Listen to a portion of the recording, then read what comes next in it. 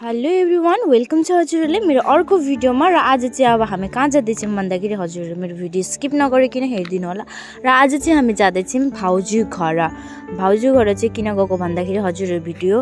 Last तक हेर्नुभयो भने थाहा हुन्छ र अहिले फेरि हामीले बाटोमा चाहिँ डर लाग्दो भोक लाग्यो र ब्रेकफास्टमा चाय त हामीले चाहिन्छ हैन र कसलाई चाय मनपर्छ कमेन्टमा भन्नु होला र अहिले चाहिँ हामी आइसकेको छौँ भाउजू घर भाउजूले चाहिँ हामीले खानको लागि इन्भाइट गर्नुभएको थियो त्यसकै लागि चाहिँ हामी आएको थियौँ भाउजू घर र अर्को रिजन पनि छ हजुरहरूलाई एउटा थाहा हुन्छ र उता चाहिँ भाउजू मासु बनाउँदै हुनुहुन्छ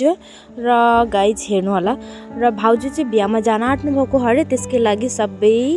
पोतेहरू निकालेर कुन राम्रो हुन्छ कुन राम्रो हुँदैन भनेर हामीलाई सोध्दै हुनुहुन्छ र यति धेरै पोतेहरू रहेछ नि बाप्रे बाप हामीले चाहिँ भाउजूले जिस्कायौँ पनि कि हजुर एउटा दोकान खोल्नु भनेर हैन र यसको बाद हामीले चाहिँ भाउजूलाई जिस्काउँदै थियौँ कि स्पाहरू सबै थोक हामी तपाईँलाई गरिदिइहाल्छौँ नन्द भएको कति फाइदा नि भनेर भाउजूलाई जिस्काउँदैछौँ नि त यहाँ अब र यसको बादै हामी चाहिँ खानातिर लाग्यौँ थ्याङ्क यू सो मच भाउजू यस्तो राम्रो खाना खिलाउनको लागि र के कस्तो लाग्यो हजुरहरूलाई मेरो भिडियो कमेन्टमा भन्नुहोला हजुरहरूको पनि भाउजूहरू हजुरहरूसँग यसरी मिल्नुहुन्छ कि मिल्नुहुन्न कमेन्टमा गर्नुहोला बाई बाई।